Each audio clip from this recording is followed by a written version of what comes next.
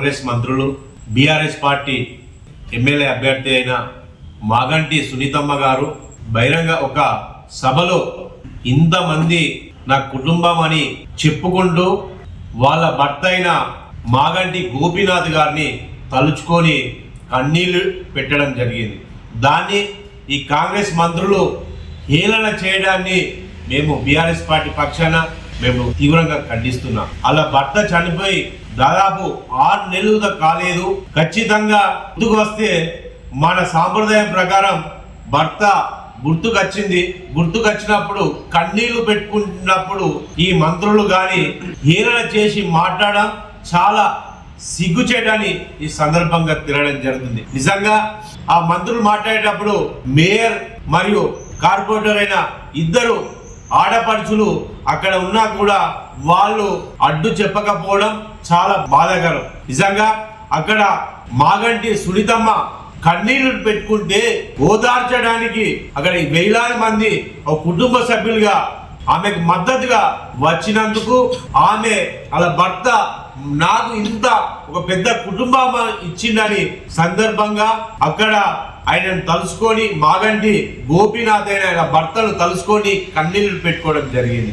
ఆ కన్నీళ్లను కాంగ్రెస్ పార్టీ రాజకీయం చేయడం చాలా దురదృష్టమని ఈ సందర్భంగా తినడం జరుగుతుంది. నిజంగా మన ఆడపడుచులు భారతదేశంలో కానీ తెలంగాణ రాష్ట్రంలో కానీ భర్త చనిపోయినప్పుడు కానీ వాళ్ళు గుర్తుకొచ్చినప్పుడు కన్నీళ్లు పెట్టుకోవడం జరుగుతుంది. తండ్రి చనిపోయినా వాళ్ళ కుటుంబ సభ్యులు ఎవరు చనిపోయినా గుర్తుకొచ్చినప్పుడు కన్నీళ్లు పెట్టుకోవడం జరుగుతుంది. ఈ ఎలక్షన్ లో ఆమె కుటుంబ సభ్యులు 2 కూతుర్లు కొడుకుతో కలిసి ప్రచారం చేస్తున్నారు. ఆ క్రమంలో కన్నీళ్లు పెట్టుకుంటే వీళ్లకు ఏమైందని సందర్భంగా తినడం జరుగుతుంది. ఈ మంత్రులు ఒక ఉన్నత స్థాయిలో ఉన్న మంత్రులు 2 కాంగ్రెస్ మంత్రులు పొన్నం ప్రభాకర్ గారు మళ్ళీ తుమ్మల నాగేశ్వరరావు గారు ఇద్దరు వాళ్ళు హేళనగా మాట్లాడడం చాలా సిగ్గుచేటని ఈ సందర్భంగా తినడం జరుగుతుంది. నిజంగా అక్కడ జూబ్లీలో ఖచ్చితంగా బీఆర్ఎస్ పార్టీ గెలవడం ఖాయమని ఈ సందర్భంగా తినడం జరుగుతుంది.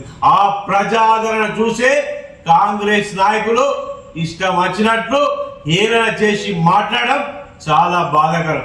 అలాగే నిన్నటి రోజున కావాలని వాళ్ళ కూతురు పైన కేసు పెట్టడం చాలా బాధాకరం. నిజంగా అక్కడ మా బీఆర్ఎస్ పార్టీ అభ్యర్థి అయిన మాగంటి సునీతమ్మ గారికి వచ్చిన ఆదరణ చూసి బీఆర్ఎస్ పార్టీ ఖచ్చితంగా అక్కడ రెపరెపలు ఆడిస్తూ జెండా ఎగరేయడం ఖాయమని ప్రజల నుంచి వస్తున్న ఆదరణ చూసే వీళ్ళు ఇష్టం వచ్చినట్టు మాట్లాడడం జరుగుతుంది. వాళ్ళ కాంగ్రెస్ ప్రభుత్వం 24 నెలలు గడుస్తున్నా అక్కడ అభివృద్ధి ఏం చేయలేదు. ఆనాటి మాగంటి గోపీనాథ్ గారు అక్కడ ఎంతో అభివృద్ధి చేసిండు. అందరితో కలిసిమెలిసి ఉన్న వ్యక్తి మాగంటి గోపీనాథ్ గారు. ఆ మాగంటి గోపీనాథ్ గారు ప్రజల పక్షాన నిలబడి ఎన్నో అభివృద్ధి పనులు చేసిన వ్యక్తి అంటే మాగంటి గోపీనాథ్ గారు. గోపీనాథ్ గారి భార్యనే మాగంటి సునీతమ్మ గారు అక్కడ ఖచ్చితంగా ఎమ్మెల్యేగా నిలబడ్డది. ఎమ్మెల్యేగా పోటీ చేసి ఖచ్చితంగా రెపరెపలాడుస్తుంది. బీఆర్ఎస్ పార్టీ జెండా ఎగరేస్తుందని సందర్భంగా తినడం జరుగుతుంది. మరోసారి సునీతమ్మ గారిని కన్నీళ్లు పెట్టుకున్నందుకు హేళన చేసిన మంత్రులు సునీతమ్మ గారికి అలాగే తెలంగాణ ఆడపడుచులందరికీ క్షమాపణ చెప్పాలని మేము బీఆర్ఎస్ పార్టీ పక్షాన డిమాండ్ చేయడం జరుగుతుంది. జై తెలంగాణ, జై తెలంగాణ. కేసీఆర్ గారి నాయకత్వం, కేసీఆర్ గారి నాయకత్వం, కేటీఆర్ గారి నాయకత్వం, కేటీఆర్ గారి నాయకత్వం. జై తెలంగాణ, జై తెలంగాణ.